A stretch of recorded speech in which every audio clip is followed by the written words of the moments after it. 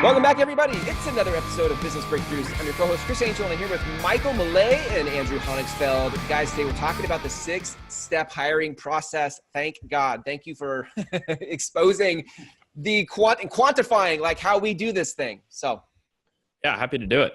Yeah. Hit me from the high level, guys. What are the 6 steps? Like, walk me through not only what the 6 steps are, but where do people get this wrong? Go ahead. Okay, cool. So step 1 is reflect. You need to actually be able to pay attention to what's going on in your environment and lay the foundational mindset for you to even be able to start to identify the type of person you need. Yeah. Because you actually need to know what works for you and what you want to be doing and what you want someone else to do.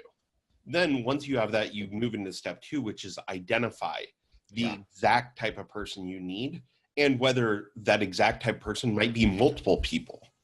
Right. And I just want to go back to the reflect piece for a minute, because I think sometimes people don't reflect long enough, and this is why they get a bad hire, because they throw something up on Craigslist and they're like, yeah, I need somebody to come in and do this thing for me really quick. And we don't actually zoom out and look at the big picture of it all and how it all fits. Yes? That's actually, definitely. So that's a combination of missing reflect and identify. Okay. Because reflect is being clear, like, oh, I need someone to do marketing, or I need someone to do sales. Okay. And being like, oh, okay, well, these are the parts that I hate doing of marketing. These are the parts I hate doing of sales. Okay, cool. I need someone else to do them because right now my team of 1, I'm assigned to all the positions and I don't like that. Right. Now, the identify part is actually getting, oh, got it. Marketing and sales are 2 different things. They're actually 2 different people that you need. And which one do you want to hire first? And what type of person do you want for those? Like, if you're going to hire an NBA team, you're not going to hire Shaq to be your point guard. Right. You're just not. Yes. But that's it's so good. It's such a great analogy because excuse me, the problem though is I, being the entrepreneur bootstrapper, try to find ways to squeeze Shaq into the point guard position. I'm like, well, I'm going to pay millions of dollars for Shaq. Let's see if he can't dribble the ball and do free throws also. That's an impossible ask with Shaq. Right. With Shaq. Exactly. Right. But as entrepreneurs, we don't do that. We're like, well, I only have this much in my budget, so I'm going to see if I can't make this person do everything. Right. Exactly. Yeah. And I think also part of it is like the reflect and identify part. Oftentimes, I don't know if people necessarily are intentionally putting Shaq as the point guard. I don't think that, like, those 2 parts are often the least thought about. Yeah. And they're probably the most important. Which ones? The reflect and identify. I agree. Absolutely. And so what happens is somebody says, wow, I'm busy. I'm going to hire somebody. Okay. Yeah. I guess I don't like that. So maybe I'll give them that. Sure. Okay, cool. Now I know I need somebody to do that. Right. Let's get to the hiring process. Well, if that's as long as it took you to figure out that you need a new hire and to do the reflect and identify, you're going to have Shaq as a point guard. Yeah. So, the reflect really needs to be, what are all of the things I want done? And the identify is, who are the type of people that would need to do that? Are they 1? Are they 2? And so, that process in itself could be a month. And, and people really want to spend like a day trying to get it done. So the actual hiring process is, speaking to what Andrew just said, is actually 4 months. Wow. Yeah. Like, it's a month, about 2 weeks to a month of looking at the mindset behind, like, oh, what are you actually spending your time on? What are you wasting your time on? What do you actually like doing? What do you dislike doing? Then a month of looking at, okay, what type of person do I need to fit this particular thing? Right. And then a month of actually doing the interviews, and after you've put like the stuff on Indeed and whatever, and then then you hire someone, and then there's the month of training. That first month of training. Yeah. Right. I just want to, I want to speak to really quick. The thing about this is, like, you say 4 months and I have a heart attack. I'm like freaking out over here because I think of how much lost productivity, how much I have to slow down, and that I can't get it all done with one hire means I have to do this again. You mean I have to go do another 4 months with other people and I start shutting down. It gets a lot easier the second time around. I get that, but I'm just like the mindset as an entrepreneur, I'm going, oh my God, this is why this is why I'm a prisoner to my business because I don't want to do that. What you just said, I don't want to do that. Yeah. But the second thing I want to say to that is this is why what you guys do is so valuable because for me to have to do this on my own is painful, but for you guys to have me talk it out with you to help me see what I can't see myself is like priceless. Right. And I was actually going to say, it's funny because, the 4 month really scares people. And part of it is it's sort of intentional. If you're not willing to put in 4 months to make sure that your next hire is good, then you're not about to make a good next hire. That's so good. Period. Yeah. And you might get lucky, and some people do, and they get lucky and they think they know what they're doing. But if you didn't really put in the work, all you did was get lucky. Yeah, that's so good, guys. And like one other thing is people go, oh, 4 months, that's so scary, whatever. But how many people do you know have fired someone after 2 months or 90 days or 6 months after trying to like force it to work? Mm-hmm. Yeah. Yep. You've just wasted so much more. Oh my God. People talk about the cost of a bad hire. Right. Exactly. That's the most costly. I met a guy who hired 3 assistants in 3 months. I'm not joking. Literally 3 assistants in 3 months. So, sure, he spent less time doing the hiring process, but over 3 months, at the end of 3 months, he had no assistants. Yeah. Instead of taking the 4 months and having one that really works for him. That really gave his life back. Yeah. Yeah. And I just want to get back to, so third step, is the interviews. Okay.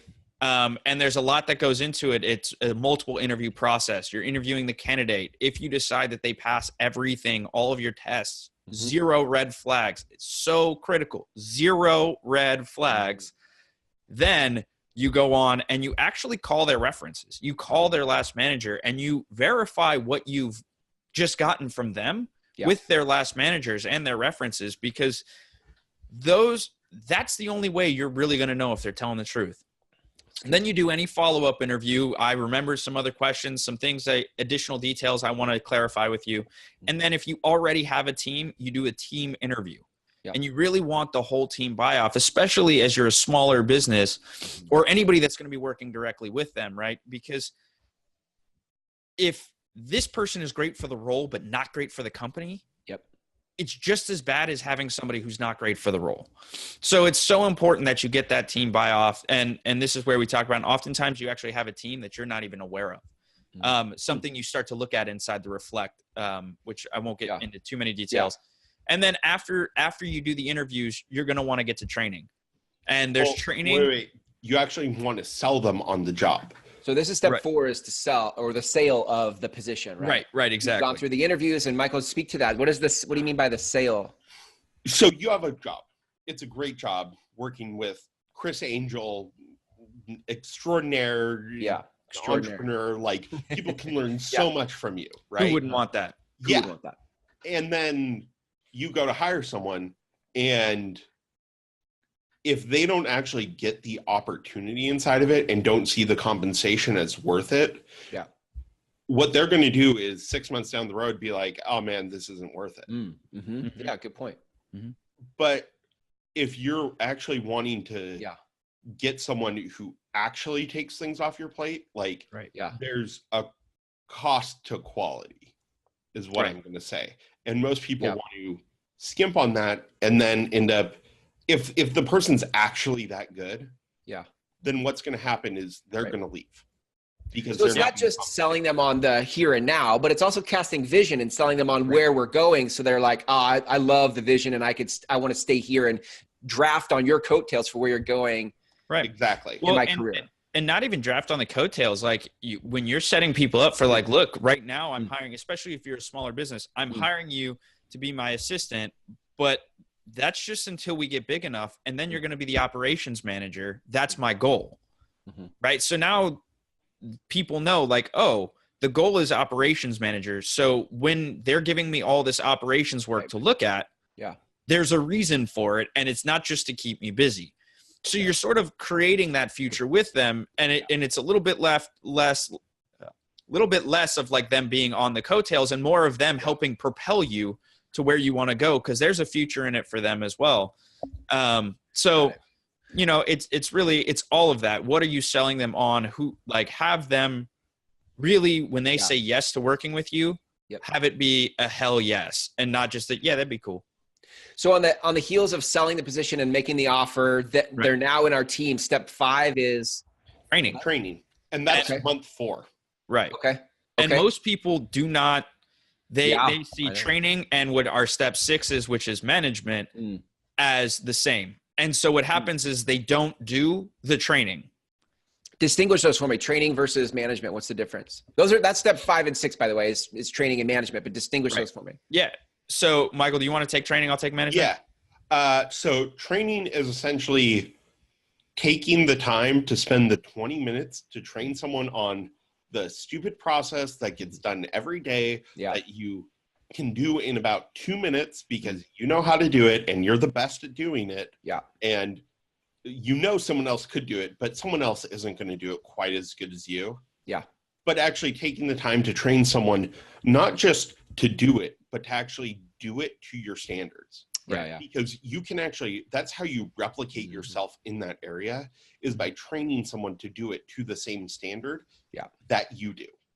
And I guarantee you the training is not just for them, it's also for you. Right. Because you're going to want to skimp, or you're going to want to try to make it easier and take less time. But when you train yourself to really allow yourself to be replicated, that's something that there's internal work going on as well. So good. It's not just one or the other person getting trained. It's really both of you through this process. Right. So hit management for me, Andrew. Yeah. So real quick, management is actually, it's the follow-up. Do they have everything they need now that you've trained them, now that you've incorporated them in what your business is? How are you doing? How are they doing? It's that consistent follow-up and feedback. And this is feedback. People don't like feedback because what if it's negative? Guess what? That's good. If you have negative feedback, it means you're paying attention. And a lot of people would rather be told, hey, I noticed you did it like this, and I was really looking for this. Because it just shows you're paying attention. And what employee wants to work for somebody that says, when did I hire John? Like, no, you want to be working for somebody that acknowledges you and notices you're there. And so feedback, obviously you can't just beat someone down all the time. Like, oh, you missed this and this and this. That's not going to make anybody's life easier. But if you do a combination of, hey, I noticed you did this and I was looking for more of this, as well as, hey, great job on that report the other day, or whatever it is, people are going to be built up around you. And then, making sure your requests are landing as well. When you say, can you get this done for me today? Instead it's, can you take care of X project by Y time doing, Z activity? Like, it's how specific can you get it? And oftentimes that's, again, more training for the owner on how to get themselves recreated so that they can get the job they need done. Really quick, the 2 words that sum it up for me are feedback and course correct. Well, that's not 2 words. You get what I mean. Yeah. The 2 concepts, two phrases. Yeah. If you keep those in mind, you'll be fine on management. Yeah. Right. I love that. Guys, I think what is great about this is you guys have built an entire business around the ability to help people get their life back through things like this. And I think sometimes what we do as the fast-paced entrepreneurs and producers is we just go out and we built our business on figuring it out on the fly as we go. Like, and that's the ceiling we keep bumping up against. Like, what got us our results is also the thing limiting our expansion.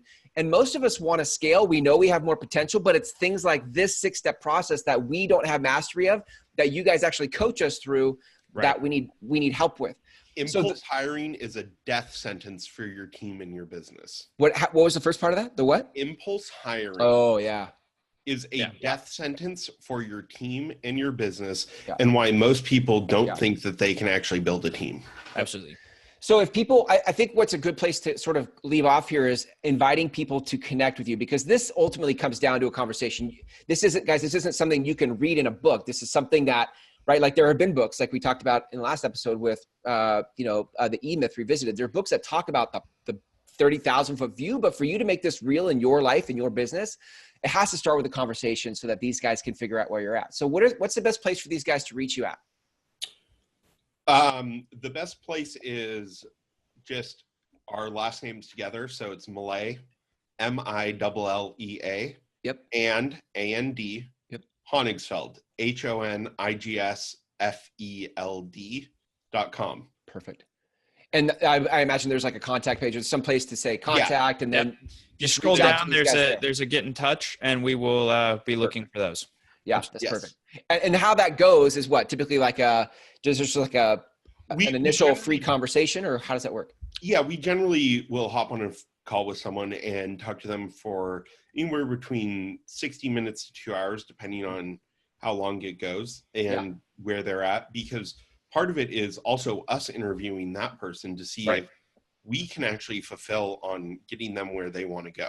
Yeah, that's perfect. And part of that is actually really diving into exactly where they're at, not just financially, not just life-wise, but mindset-wise, like how they approach things, and really diving into it so that we can actually see if we're going to make the difference or not.